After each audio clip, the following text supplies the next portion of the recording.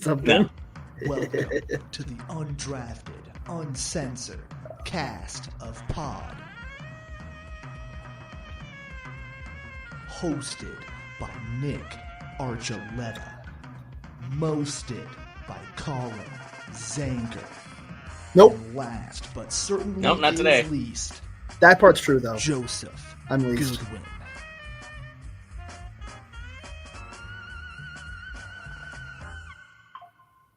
Welcome everyone into the Undrafted Uncensored, where there's only two of us, and I moved the mouse. I did that to myself today. Dick's pulling a Colin. I pulled a Colin. We missed him so much, I had to play the intro almost twice. Yep. Where at least we know if we're going to throw somebody out of a game, we know who we're throwing out. Did you see that video? No, but I heard about it. Yeah, there's been some quality MLB umpiring as of late. I'm pretty sure it was the Tigers game where the umpire just said, "I don't care who it is, just somebody on the bench, they're gone." I'm like, What? You can't do that.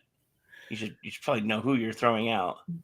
Otherwise, there's no one should be thrown out. Yeah, I mean, if you don't know who's saying it, don't go checking people. What? And then, so what happened? Somebody was chiding. They were barking about balls and strikes, and the umpire warned them. Got back behind the dish.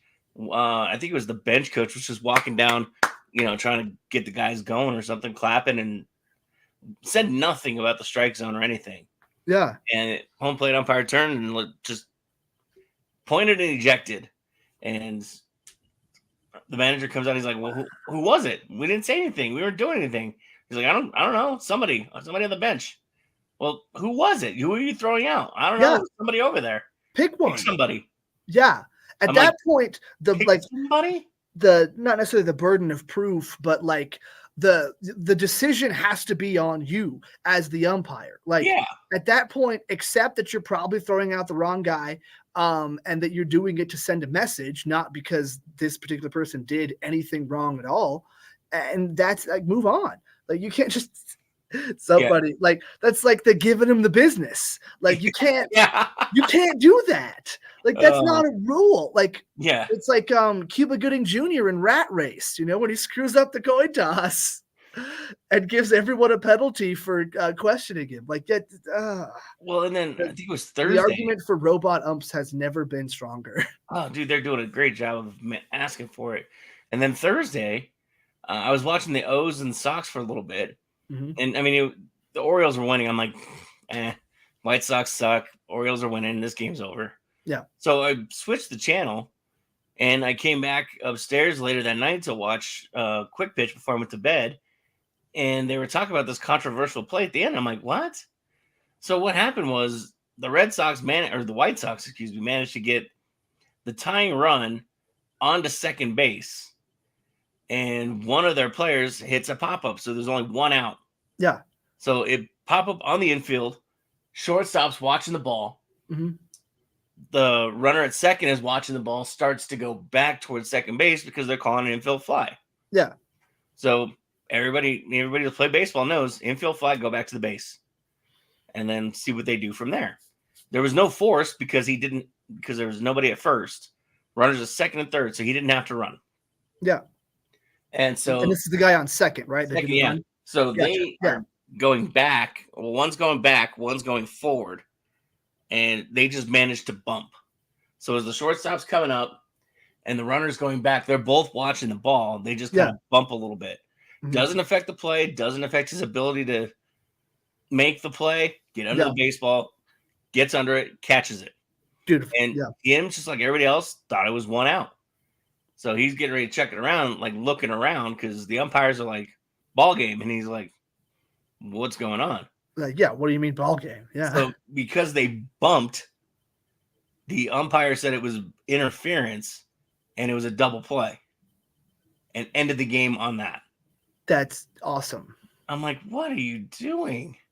Dude, some people and we talk a lot about how you want to have the human element. You want to be able to have a little bit of that nuance. You don't want it to just be, this is the line and that's it, because it takes a lot of the skill out of the game for other people too. Yeah. But it's just, I don't know, man.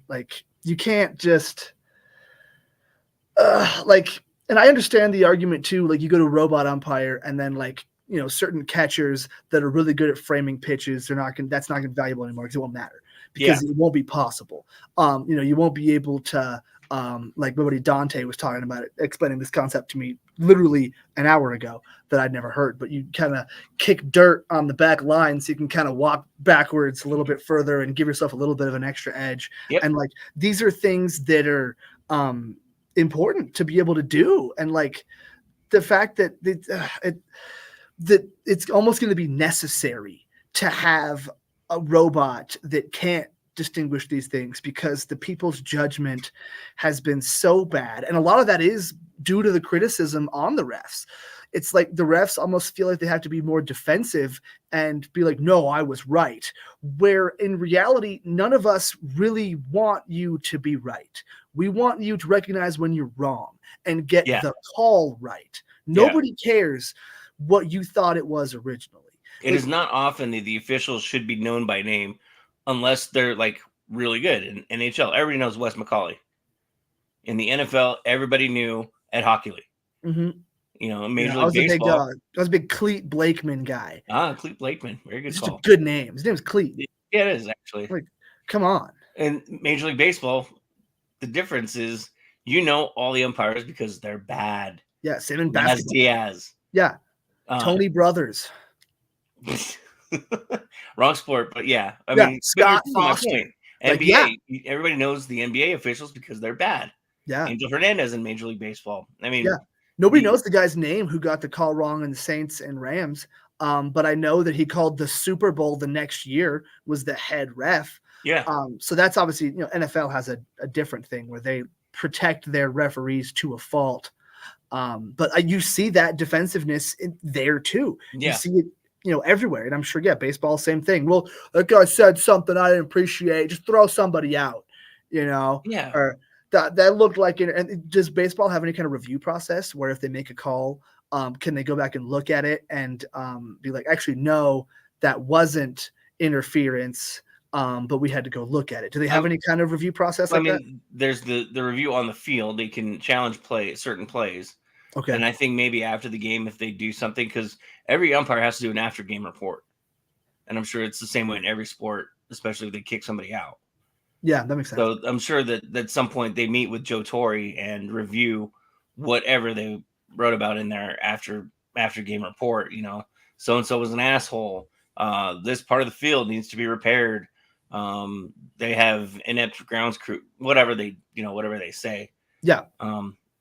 So I'm sure they do, and I'm sure they meet with Joe Torre after a game or after a series, but I would assume after a game. But I'm sure definitely after they make a report of having to kick somebody out or something. Yeah, that's sad to see. But, at the end of the day, it's also one of 162 games. Yeah. So but that's kind of what's had them get away with this kind of shit in every sport. It's just one game. It's not that big of a deal. Yeah. It's can't let the refs ruin the game for you. Yeah, it's just one AFC championship. There's still 70 more minutes to play. Yeah, everything's fine. It's some of those just giving.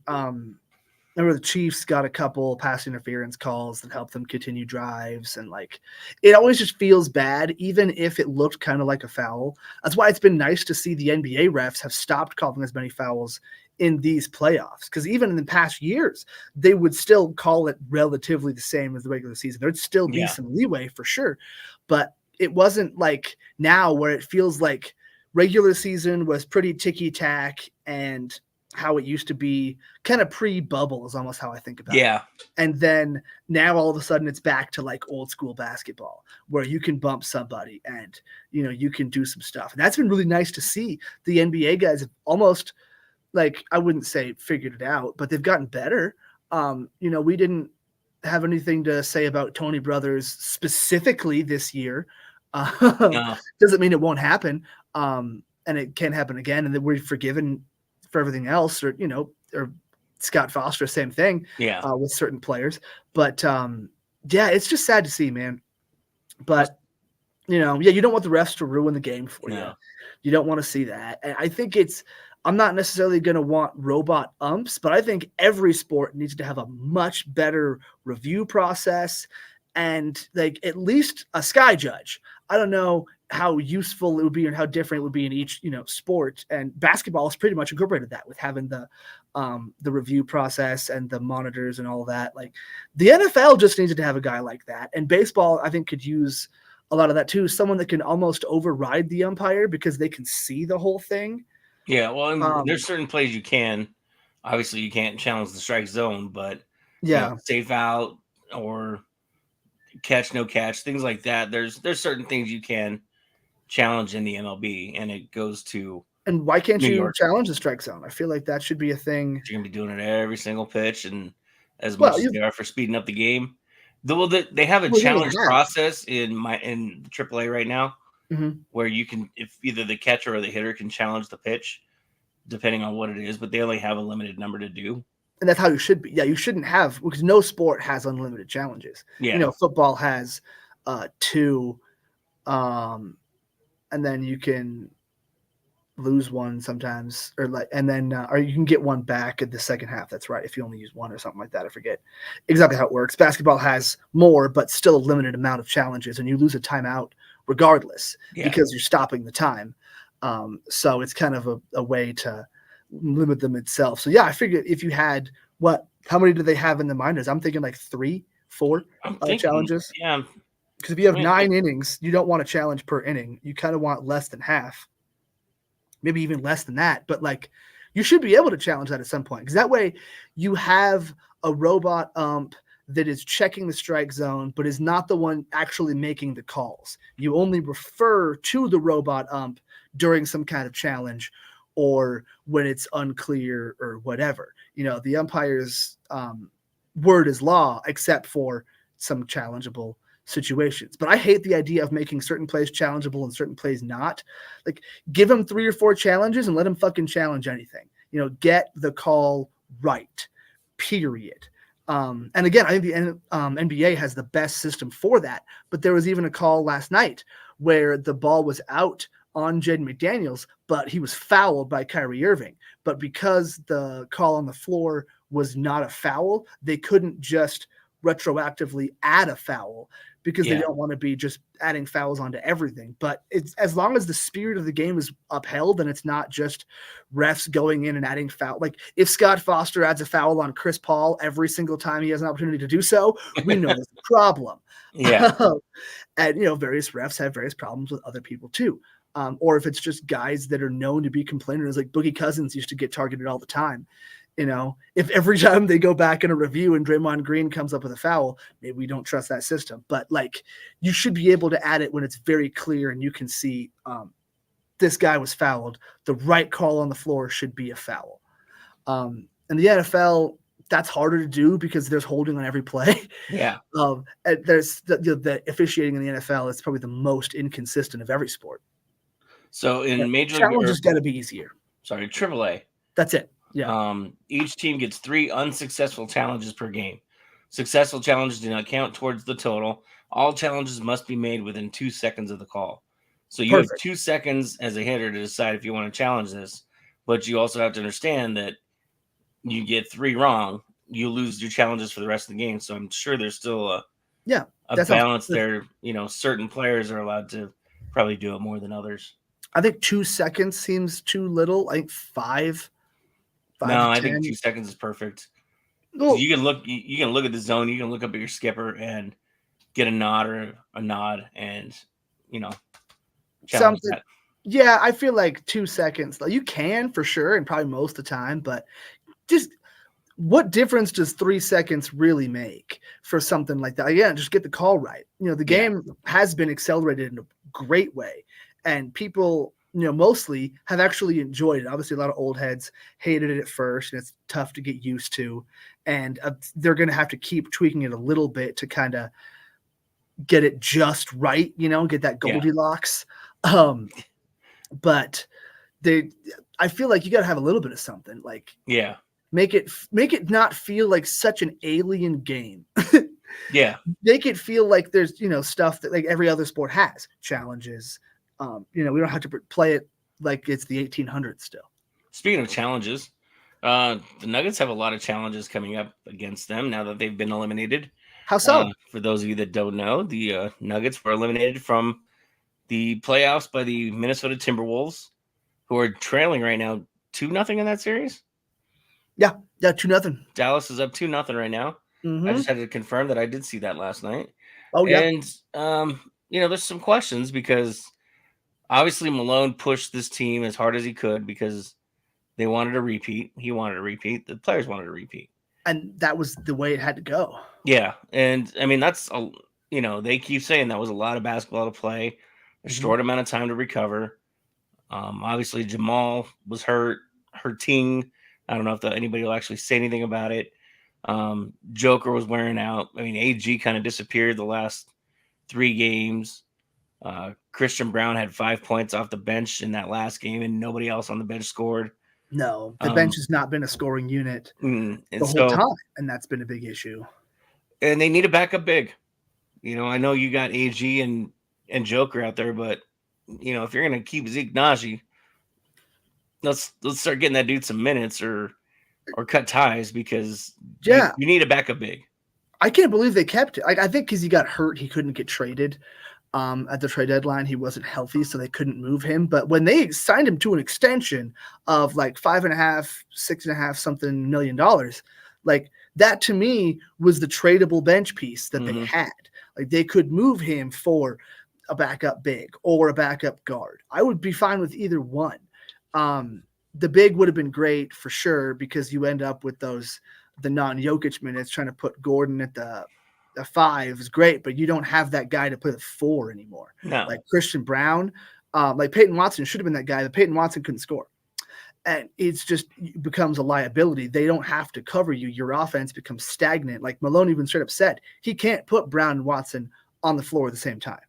And Brown was just the more well-rounded player. He was putting up the energy, even though Watson has the blocking ability. As Colin will say, Peyton fucking Swatson. Yeah. But he couldn't score, and he couldn't be that bigger interior defender that they kind of needed. So they need something. You almost don't even care whether it's a 5 or a 4. You just need somebody to come in because you put Gordon at the 5 for the non-Jokic minutes. That's fine. But you got to have a 4. You got to have a Jeff Green, somebody like that. Like we were talking about this the whole time. I've been worried about the depth on the bench all year.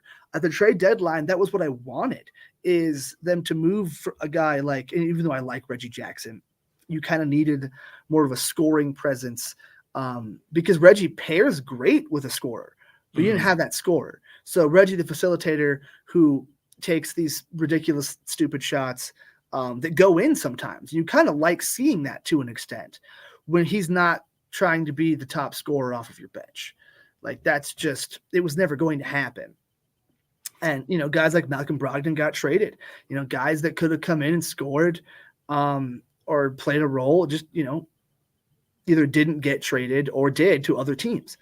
And like, I don't know if there was a great backup big you could have brought in for Zeke Naji or Zeke and Reggie or something along those lines. That might not have been there. Yeah. So that's probably why they maybe didn't do that. But yeah, you have to figure out that bench because without the bench, your starters get way too overworked. And we saw that once there was a couple injuries. Reggie and Jamal having injuries to nurse like that really killed you because not having anybody to come play that backup, like, Colin Gillespie also being out, not having somebody that could just get some minutes that Malone would trust. Because half of it is a guy that can play, and half of it is who does Malone actually trust. Julian Strother can shoot. He made it, like I mentioned, a sweet buttery 3. It was either in our blowout or when we got blown out, when the bench got emptied and you saw him go out there. They needed something like that. When Justin Holiday is your only option for scoring off the bench, and like we needed Justin Holiday. Yeah. Thank God we had Justin Holiday, and that feels weird to say.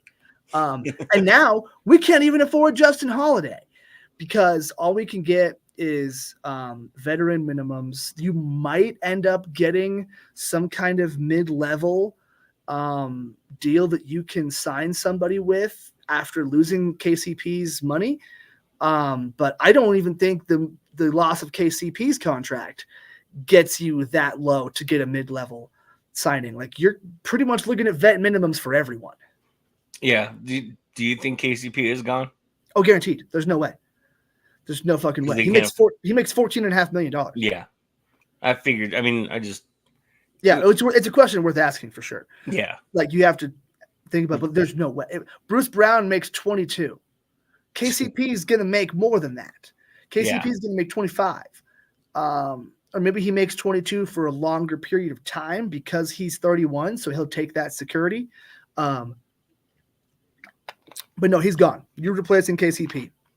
And you're hoping that loss of money helps you sign a mid-level guy of some sort. Could you move a bench guy into his spot in the rotation for familiarity? I mean, could you throw a Christian Brown in there maybe? Yeah, that's the only guy. And you take a huge scoring hit when you do that on your offense. Like, KCP wasn't putting up that many points, but he was efficient and he was a threat. And that caused the other defenses to have to spread out a little bit and respect that KC3. Yeah. And without that, like, if Christian Brown can develop a shot, absolutely. Then you have basically Alex Caruso as your shooting guard. And I'm cool with that. I wish we could afford Alex Caruso. He makes $20 million also. It's like 19 and change. It's crazy. Like, I was joking with my guy Dante earlier. Like, fuck Grayson Allen for ruining the shooting guard market, getting paid, what is it, $30 million or something stupid. And it's not his fault. He's a good player. He's a really good player. He's more of a 2-3 hybrid guy because they've got Beal playing the two. But your options are Christian Brown. Yeah. Or maybe Strother can make a stride on defense because we know he's got the shot.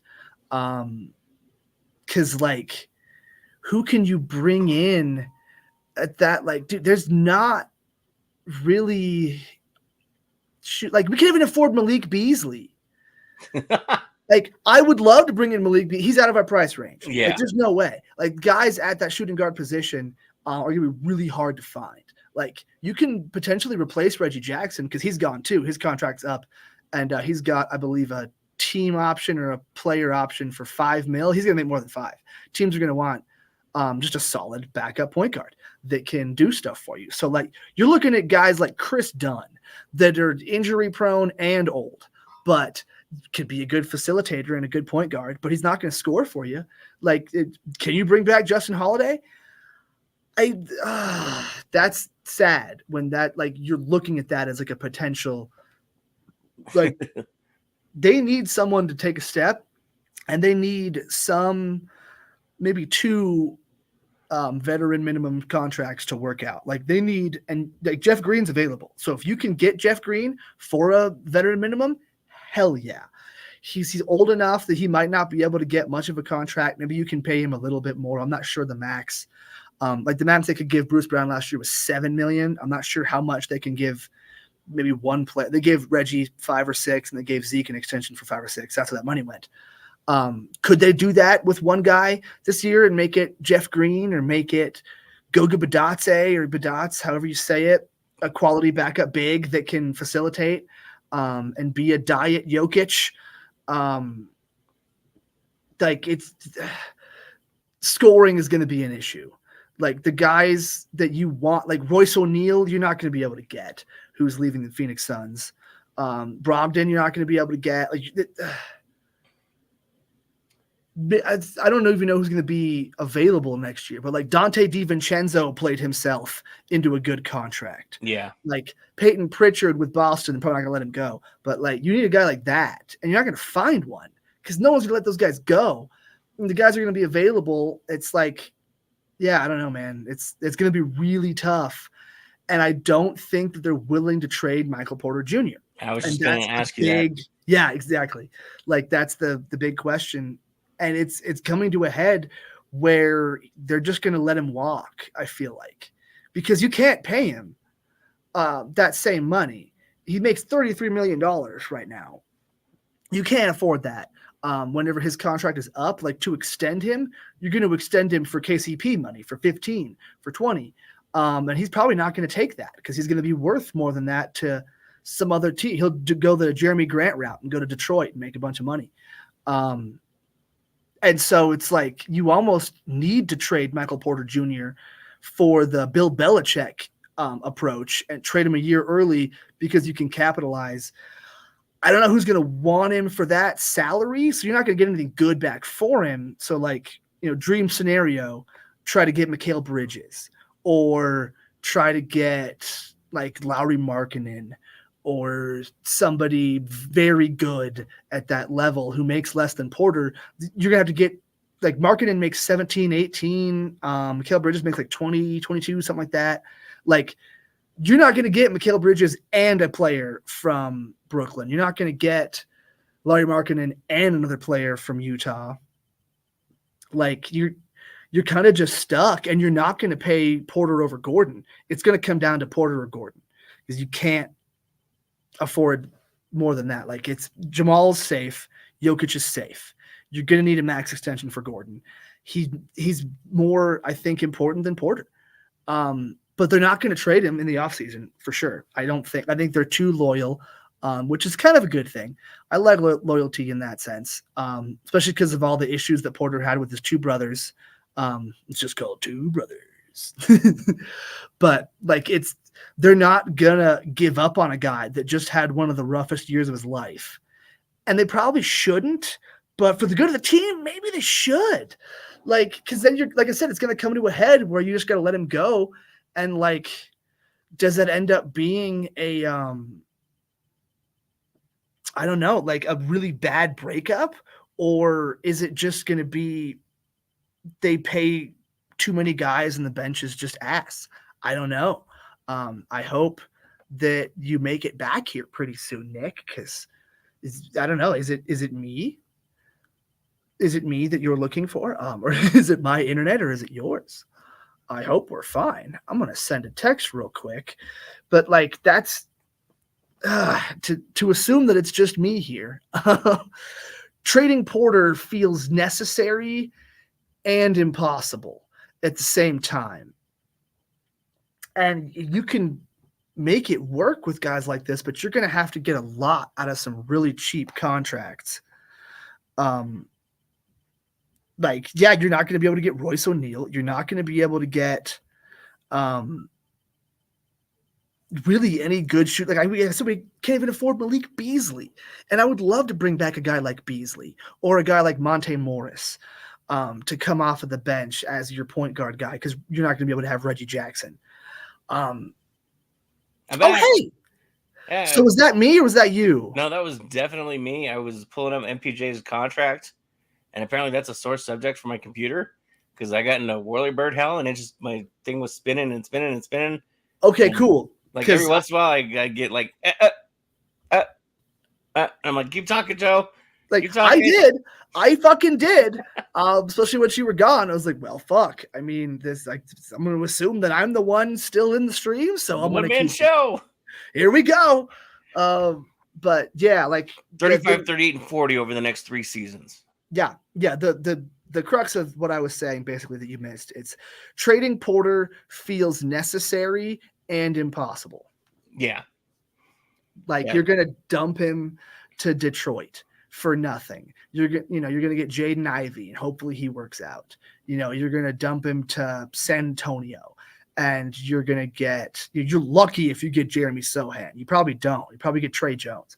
And that fills out your backup point guard. Maybe you get a decent center. They might have a center. I'm not sure who they have. They have that Wembanyama kid or something like that. Yeah.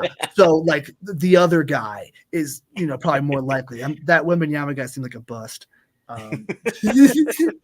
But like, that's kind of what you're looking at, because the quality starters that are available are not, or they're at the wrong position. Like, you're not going to get DeJounte Murray. You're not going to get Trae Young. If you could trade Porter for DeJounte Murray, holy fucking shitballs, send. but yeah, that's not going to happen. Like I said, Mikal Bridges is my favorite guy that's going to be potentially on the market, more so for trades than free agency. But like, it's not going to happen. You know, Utah's not going to give up Lauri Markkanen. We don't have the draft picks. It's not going to happen. But they got to find a way to keep this team going and to build a continuous contender. Because like with the way it is now, you're going to end up with a really top heavy roster, and the same shit's going to keep happening. You're not going to be able to stay healthy. And, bench issues too. Vlatko, my guy, got hurt, which like you don't want to be relying on a guy like Vlatko, but holy shit, that would have been nice to have a guy that could shoot threes that was a little bit taller than Holiday.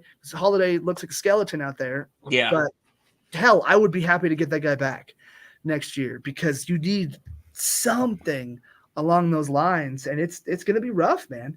If they run this relative roster set back, maybe they bring in some vet minimum guys to replace Reggie, a 2-guard that can maybe start, maybe come off the bench to replace KCP. I don't know. Like the top heaviness of the roster is really rearing its ugly head right now. I mean, this offseason is obviously going to be a massive test for Calvin Booth. And I mean, I'm sure he's up to it, and I'm sure he'll find a way to make the right move so that the Nuggets continue to dominate. I mean, you have the best player in the world on your team. Yep. So it's just a matter of building around him and finding the holes that need to be filled. And I have total faith in him being able to do it. And,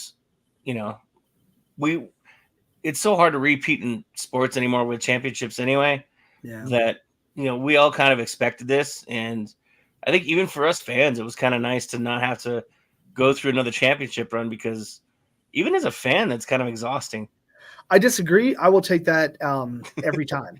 No, I want the championship run regardless.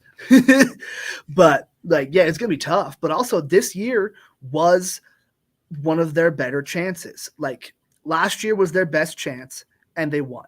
Yeah. That was amazing. And then roster attrition happens. And then this year was their next best chance, because next year you don't have KCP. You don't have guys to replace him.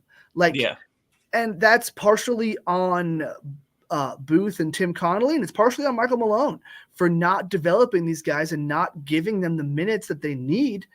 And I don't know if this season goes that much differently if Julian Strother gets a few minutes a game. Yeah, I don't think and so. Zeke Naji and those guys, because the rest of the starters would be huge, and that would definitely make a difference, especially because Jamal had so many injury issues anyway. Going down the stretch. He needed to have those issues a little bit sooner, or they needed to keep him out maybe for a little bit longer so he was more ready. Because that first couple games against Minnesota the series against the Lakers was rough, and the first couple games against Minnesota was bad. Like you could have gotten away with game 1 without Jamal against the Lakers. And Malone said it too. He, they didn't have the chance to coast into the postseason and rest guys like they did last year. Yeah, and Jamal wasn't going to sit. No. He's too much of a warrior, and I'll take that at the end of the day. Like, that's a fault that I'm cool with because it galvanizes your whole team, and he's a leader. Like, when your leaders show up and play through shit, that's a big deal. They need more size, like you say, and they need someone that can score off the bench. Yeah. And I pray to God that guy's on the roster. Like, it's Strother or it's Vlatko or something, because they got to replace a starter now. Yeah. Like, we can't just say, oh, Christian Brown can take that next step off the bench. No, he has to be a starter next year. Or they have to replace KCP, which is going to be even harder. But then if you manage to do that, hell yeah. Then you have guys on the bench that can step up. It's kind of like if the Broncos found their quarterback, that accelerates everything immensely. Yeah. Otherwise, you've got a lot of issues. If Christian Brown can step up and be a good starter, hell yeah, that solves a lot of problems. Or if they can find that starter, maybe a young guy, maybe a vet, and then you can keep some of those guys on the bench, hell yeah, that's huge. But like right now, if we're getting 2024 Christian Brown as our starting 2-guard, like he's bigger than KCP, but I don't get that. We'll let it play out. Yeah. We'll go into the Avs real quick here. The Avs also had their end of season post conference or press conference. Landeskog says he's still working. Jokingly, he told the media he's hoping to have a return sometime between mid-September and early April. And for those of you that don't know hockey, that's a good time frame. The NHL season. Yeah, sometime in there. Yeah. I like that. So, I mean, it's been 2 years now that the Avs have played without Landy, and at this point, they should be adjusted to it and be able to embrace it and start looking at moving forward. Obviously, the biggest questions were on Val. From a locker room perspective, Landeskog did the captain thing, answered the questions as a teammate and a friend, saying that they hope he gets the help he needs and he will be welcomed back into that locker room with open arms. And good. I mean, that's a team thing. You know, it's up to them to make that decision to bring him back in. If they feel like they can trust him and they can make it work out, then fine, so be it. You know, bring him in. But just bring him out. Just know that he's hurt this season 2 years he's hurt this team 2 years in a row in the playoffs when it mattered most. And he's too good of a player. He's too important to this team to have that uncertainty hanging over his head and the entire team's head. Like, if Val Nichushkin is playing in that series, they might beat Dallas. Mm-hmm. Like, I'm not going to say they would because they were a much thinner team. It's a very similar situation to the Nuggets. But in hockey, you can overcome those things a lot easier. Also, when you have two of, if not the two best players in hockey, like, is Connor McDavid number 2 potentially? Maybe, but like, dude, like Cale Makar and Nathan McKinnon, that's insane. Like, McKinnon's going to win the MVP, I think, maybe, or have they talked about it? They haven't announced it yet, no. They haven't announced the Hart Trophy yet, okay. But he might win the NHL's equivalent of the MVP, the Hart Trophy. And he's not the best player on the team. That's Cale Makar, who's, probably the best player in hockey. And maybe this year McDavid's jumped that. He's more so the face of hockey, I would say. Yeah. But like, or at worst, you could say we have 2 of the top 3 if you want to put McDavid as the top, which I would argue. But and then Mikko Rantanen, like, that's top 10 right there. Like, that's massive. So that's a bigger top heavy starting lineup than the Nuggets even had. With because Murray's not the second best player in basketball, not even close. Mm-hmm. I love Murray, but that's not the case. And the same with Gordon. He's not top 10 like Mikko is to go down the line with the comparisons. But like, you lose another one of those guys. You're Val Nichushkin, who's probably top 20, top 15, scoring type guy, just as a scorer. Like, that's insane. But you lose a guy like that. He had one of the longest streaks. Didn't he have a goal in every game in the playoffs against Winnipeg, including Winnipeg and the games he played against Dallas? Like, he had a goal almost every game. He had a point, at least a point. Yeah. Oh, yeah. Maybe just a point, like an assist or something. But yeah, like, that's insane. Like, that is such high production value that you can't just replace. Yeah. And it's like, they can't restructure his contract and pay him a little bit less because of the consistency issue. So they could afford to maybe bring in one more guy as an which I'm pretty sure they're not allowed to do. I think the NFL is one of the only leagues where you can actually restructure a contract to that magnitude. But like, dude, it's going to be rough. And you hope that the return of Landeskog can kind of help bridge some of that gap. But he's going to have to work his way back too. So he's not even going to be fully back, maybe even until the playoffs, because he may start working his way back halfway through regular season, or go like Jamal did and start working his way back at the beginning of the season, but do a real slow burn where, because Jamal, he came back and had a few games and he'd take a few games off and it was slow, but he got back. Or maybe Landy doesn't come back till later, but like, I don't know, man, it's similar situation. They got to make a bunch of small deals work out. And they might have to, I don't know who's going to be free agents. They might have to not be able to pay. But there's some contracts that are going to have to end up being gone. And it's rough, but I honestly feel more confident that the Avs are going to figure it out. Well, and I don't know if I sent this to you or not. I got it from my family earlier this week. Okay. There's rumors about the Avs trying to make a deal with the Bruins for Linus Ullmark, so that kind of shows you where their feelings are on Georgie. Yeah. But one of the problems is they want the Avs to include Sammy G, and that's a tough pill to swallow. But Yeah. I feel the goaltending is more important right now than a good two-way defenseman. I love Sammy. Dude's a pet, especially when he starts pesting on people.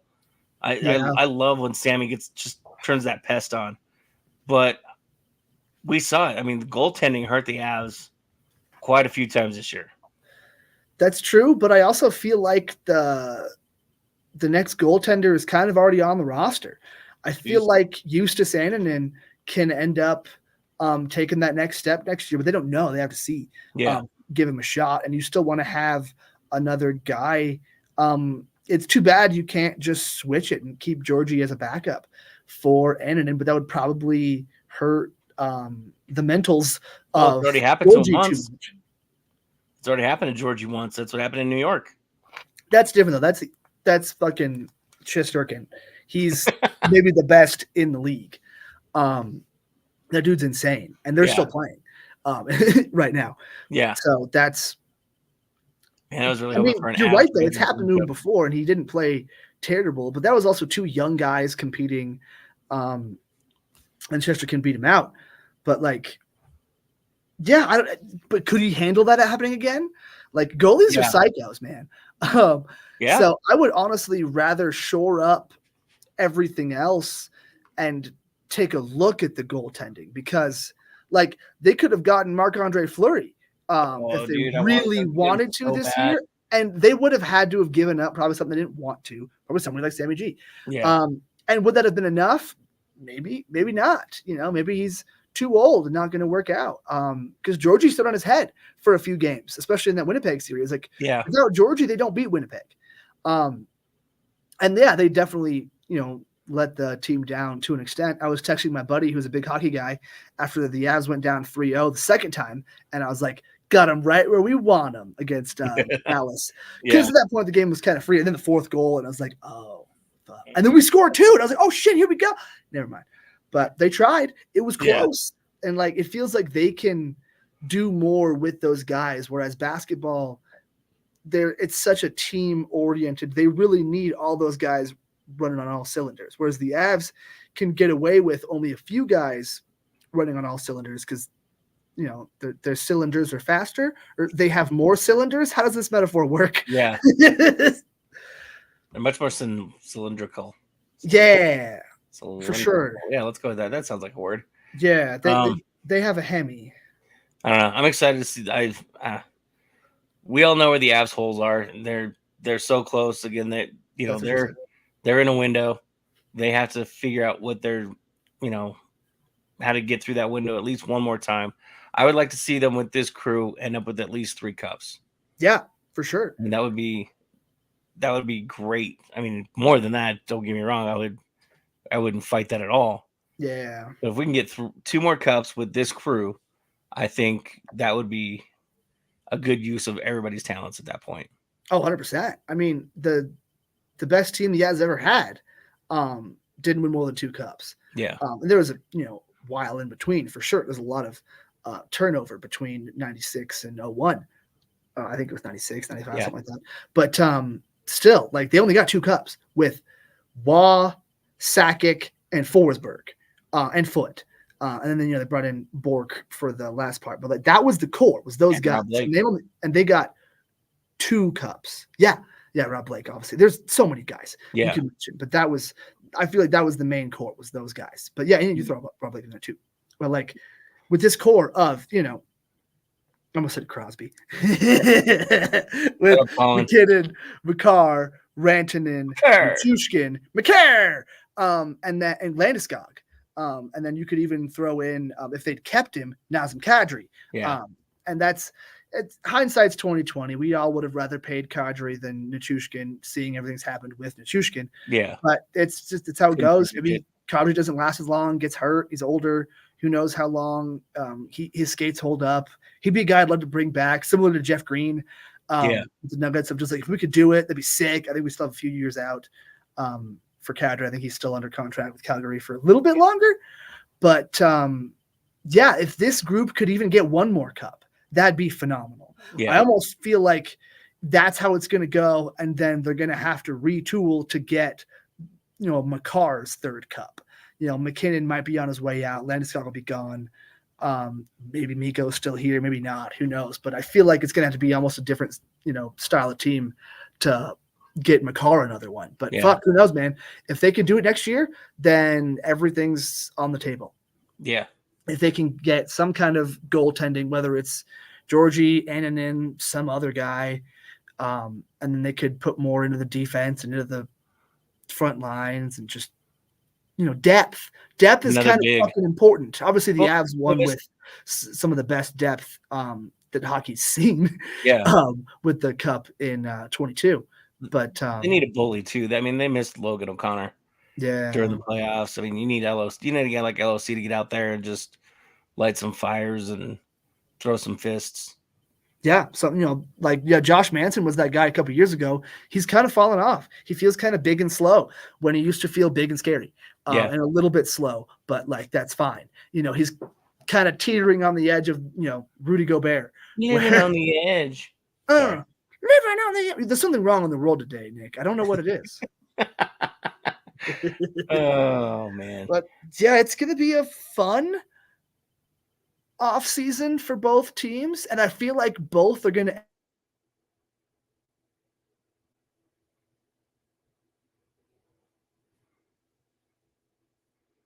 Is that you or is that me this time? I don't know. Let's blame me because it was you last time. Okay. So I saw it too. I saw a little swirler. I'm like, oh fuck. Oh, so you got the swirly this time, because I didn't. My mouse was still normal. Yeah. So that time was you. Yeah, I'll say it was me. Yeah, I was getting the CJ San Andreas. Here we go again. Shit. Well, moving on.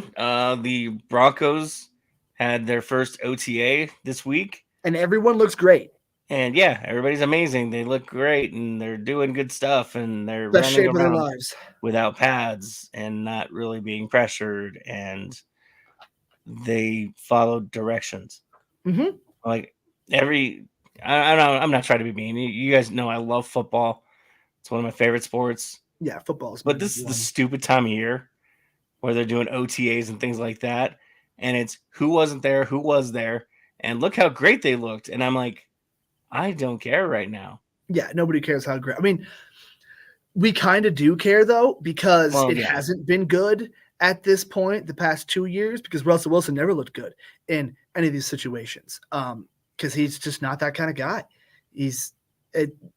So the fact that it at least looks normal is a good sign, because we've been so below normal for too long, but we really were just that bad the past 2 years. We were still mediocre and sad, but at least it was a doable mediocre and sad. Like, we'll win a couple games, look at Vic Fangio's defense. But so you can't put too much stock in it, but it's a check mark in a box that you needed checked. Like, that's a step in the right direction. Baby steps are important. Next we're going to start trying to chew gum. Oh, man. Just don't throw it on the field. Find a garbage can. Yeah, exactly. But, the biggest thing I feel like from OTAs and everything, the only thing that really matters that means anything is the absence of Cortland Sutton. Mm-hmm. That is the only thing you can really analyze and extrapolate any kind of information from. Like, he wants a new deal and he's probably not going to get it. I don't think they can really afford, obviously with the Russell Wilson money, they can't really afford to do anything. And if they can, they've been kind of moving pieces around to do a decent job at least. But they're not going to pay anybody. No. And they haven't paid anybody. And they're not going to extend most people. I mean, Patrick Surtain, please God, extend Patrick Surtain. Even if you have to franchise him to get the deal done halfway through the year or whatever, like they did with Von Miller. Obviously, that was a different situation because John Elway wouldn't concede anything in the Von Miller negotiation, and that was what took so long. And that was one of the reasons that the Broncos couldn't retain free agents after the Super Bowl, also because he couldn't lose a negotiation. That's not the only reason. There's a million reasons, but that's one of them. Danny Trevathan didn't stay because of that. Malik Jackson didn't stay because of that. But yeah, that's the one big thing you can actually take something away from. Yeah. Obviously it's terrible that Drew Sanders tore his Achilles and he's going to be out. But the good thing is he did the season probably. He did it early. So sure. he may be, they're saying the timeline, he may be back in time to start the season. With an Achilles? Yeah. It must be less of a tear then, because I was hearing they expect him to be back in time for beginning of the season. That's crazy. All right. He might miss preseason, but yeah, it must be a minor tear then, because Achilles ends your season if it's bad. Obviously look at Aaron Rodgers, he's older, a lot older. Aaron. And it's a lot more, Aaron Rodgers. But he has to put more pressure on that muscle in particular, whereas linebacker can run more downhill. They're not dropping back. But Achilles, that's what killed Durant for a season. It was either Durant or Clay, because Clay had an ACL, but it might have been an ACL and an Achilles, or it could have been two ACLs on it was different legs. But like Achilles will end your season a lot of the time. So if it's not going to end his season, hell yeah. It must be relatively minor, and I think youth is part of it too. Yeah. Technology. So because at first I was like, no, I don't really care when the guy goes out for the season. I don't want him to go out for the season. Like I would have been just as sad if Tim Patrick got hurt halfway through the year, as opposed to the first day. We were all there for it. Yeah. And he made some catches, I guess. I heard a funny analysis of watching OTAs, and like Tim Patrick looked surprised that the ball was there within such a tight window. I think it was Cecil that was saying it, probably in the chair next to me. But it was like, oh, this is what it's supposed to be like? The ball is supposed to be in these tight windows where I can actually catch them and use my Jesus hands? He didn't say Jesus hands. I like the term Jesus hands. I like Jesus hands. That's a Joe thing. Like, that would be great. But also, that's kind of showing how the Broncos are going to be able to maybe get along without Courtland Sutton. Dumping it off to guys like Mims, if he can take that next step and be more of a Swiss Army knife type guy, even if he's not going to be a Jesus hands type receiver. Run some routes, get open, play that kind of Mike Thomas underneath role to an extent, so that Tim Patrick can just be a possession receiver, because Tim Patrick can play that role for sure. Yeah, I don't really want him to. Or maybe you bring in the rookie from Oregon, I forget his name, that Bo Nix's guy. Maybe he takes a step. Oh, yeah. But yeah, Courtland Sutton, he's probably gone unless they extend him. He's probably gone next year because they won't be able to afford to pay a guy. But who knows? If it all works out and he's catching jump balls in the end zone like Russell Wilson throwing up prayers, then hell yeah. Everything works out great. But right now, I think that's the biggest takeaway. Because you hear a lot of talk about, like, is Javonte Williams going to lose the running back spot? I don't know. Maybe. We're not going to know until they put pads on. Yeah. Yeah. Is Riley Moss going to be the starting corner opposite Pat Surtain? I don't know. Maybe. I want to see him actually tackle someone. And also, doesn't he wear 37 like Jason Sehorn? So that makes me happy too. I think so. Just for that alone. And I want that hot chick that was married to Jason C. Maybe she still is, from the early 2000s. Rizzoli and Isles, that was the show. Oh, yeah. Oh, what was her name? I was thinking that scene. Yeah, when she walks into the locker room during Agent Cody Banks. Yeah. And all the teenage kids are like, what the fuck? I forgot about that. Oh, moving on. That's what we want from Riley Moss. We want him to have a hot wife. That's it. Yeah. Yeah, maybe play some defense. So the Rocks went on a winning streak, and then they ran into the San Francisco Giants, which was no surprise. Yeah. But then they started winning again against Oakland. But their bullpen showed us who they really are again. They were who we thought they were. Yeah. 2 extra inning games. Rockies pulled out the first one, lost the second one. Actually, no, I think all 3 games against Oakland went in extras. I might be wrong on that. Stand by. Because that was... Red leader standing by. That was frustrating. Red Fox standing by. Big Simply Red standing by. Thank you. I was going to say Simply Red next. Red October standing by.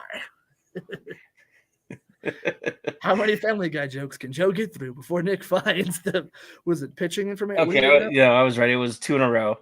Okay. So Wednesday, the Rockies pulled it out with a Rymack 2-run bomb in extras, and then they lost to the A's on Thursday in extra innings because, yet again, the pitching staff could not hold a quality start for the starter and lost on Thursday. However, they also managed to beat the Phillies last night in extra innings at home. I don't understand this team right now, and it's kind of funny. I just made a meme in my head of the scene in the Two Towers when they're all going up to meet the king. And the guy's like, oh, we're going to need your staff, too. And he's like, you wouldn't deprive a wizard of his walking staff. And it's like, no, yes, we would. Like that. That's the Rockies. They got deprived of their staff. Yeah. Yeah. Dude, I got so mad when they were bringing in Justin Lawrence. That dude's got an ERA that's like probably higher than I don't even know. Then another number that's also high. I had a funny comparison, and then I forgot what it was. That's okay. It ran away. Shit happens. But I mean, just like those 2 games for the Rockies. We know it's the Rockies. We know they're gonna have terrible pitching. The starters have actually looked relatively decent as of late over the stretch. Part of it's probably because they were pitching in California. But I don't know. There's still not. I mean, I still don't think they're as bad of a team as people are making them out to be. They are a bad team. I'm not saying they're not a bad team. What I'm saying is they have flashes and little sparks here and there that make you feel like there's potentially something there. Sure, but who cares? Me. Like, they're not going to do anything. They're not, like, it's the only thing we can hope for is having fun while losing. And like, that sounds cool, but like, that's just the organization as a whole. Like, it's not going to get better. If they win more games next year, that's almost worse, you know, like maybe they can find something entertaining, you know. Can they hire the Jonah Hill guy from Moneyball? They won't. Or is he exactly? They won't do anything that's fun or different or interesting. So we're just kind of stuck with mediocre baseball and 8.5 games mediocre players. And right now it's bad baseball played by mediocre players. Like, if the MLB didn't require every team to have an all-star, they wouldn't have had an all-star for, I don't know, since fucking 2019. Nolan. Was that when Nolan got traded? Was 2019? Like, that would be the last guy. Maybe Trevor Story, because he had like a one good year after Nolan got traded, but like, that's it. Because my guy German, he's had injuries and stuff. So I think he wasn't he actually the representative from the Rockies one year. Yeah, I think he was one year. That might have been deserved. Like, he might have gotten in if they didn't force that. But like, it just feels so sad. It's like, if the Rockies are a slightly better team than the worst team in the league, what does that accomplish? You know, what's the difference? Yeah, he was an all-star in 2021. Okay, so that was, you know, good old German Marquez, my guy. It's Hermann, I know it is, but I only want to call him German. It's the shit. I don't know. I was just that's a guy I enjoy, and I like certain names and players on the Rockies, but like, overall, it just feels unnecessary to really put too much analytical thought into the Rockies, because it feels like they're not putting the same analytical thought into the team. They're not. I mean, my Twitter that we would potentially try to do. The fact that I don't work for the Rockies makes it easier for me to tweet out angry stuff. Absolutely. Yeah. It's frustrating. It's, I'm still a fan. I'll still root for them, but. Yeah, and that's different. Rooting for and enjoying and being a fan of a team is very different than expecting them to be good. Right, Ty? Yeah. This is my guy, Ty Fuji from Media School. What's up, Ty? As well. So, yeah, he's going to be the new call-in for this episode, even though we're done almost. Yeah, we're pretty much done now because we can't have the victory formation today since Colin's not here. We could. It'd be funny if we just picked games ourselves and just took the winners. And just, you know what? We went 4 for 4 last week, Joe. We won $482 each. I love it. Next time Colin's out, we need to do that. Just do our own victory formation. That would be just funny. Fucking go over the wins and losses and pick our own games, make them all terrible. Well, because he always does that to you with the baseball stuff. Yeah. So we should do that to him. Does he have teams that he hates? I don't even know. I don't care about baseball. I don't think so. I think he's just kind of the Rockies. This is only pick Rockies. Dude, that's it. That's what it has to be. Next time, we're going to set up the victory formation picks. It's going to be all Rockies all week long. And Colin's going to pick against them for every pick, and he's going to go 100%. Probably. Yeah, because we're going to pick for him because that's how that works. I love it. Because he has to have picks. We can't have him skip a week and go that far behind. That would be unfair. Yeah, that would be actually. I like that. All right. Well, you heard it here first, folks. Next week, even if Colin's not here, we will do the victory formation. Yeah, it's gonna be funny. It'll be terrible. I'll make like a new intro that's like worse. It's just gonna be the worst possible victory formation. However, we can ruin Colin's segment. Yeah. I mean, I ruined my own segment with Lose Bad, so I might as well ruin somebody else's. But I didn't care about whatever rules we set. I should find more. The problem is there's nothing bad happening in sports right now. Not right now. No, this is just kind of. There's not enough bad football. There's no bad basketball because it's all playoffs. Yeah. The bad baseball, I'm not privy to. Like, I wouldn't know what's bad about it. Honestly, that should be the segment. Is Joe analyzing any baseball game? I think we should. Yeah, that might be the Lose Bad again. That's perfect. Did you hear? You heard my calls of the World Series at the media school, right? No. Oh my God, dude, it's the fucking best. Like, I didn't know what a lot of these descriptions of pitches were because I don't watch baseball. I don't know. So I thought that there was a pitch and an out caught by somebody named Cutter.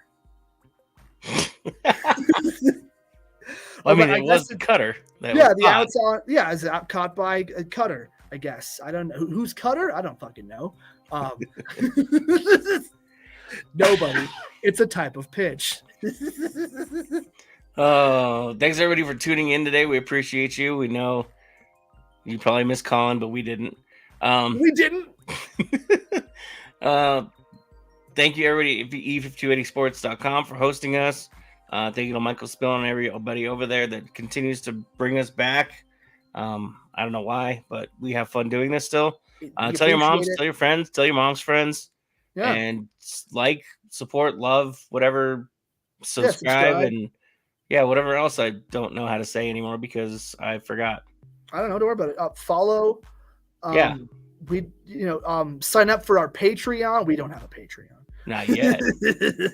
And sign up for our OnlyFans. Yes, we'll get one of those. We'll just pretend that we do. Yeah. But honestly, there's enough OnlyFans out there. You can find one and convince yourself it's us.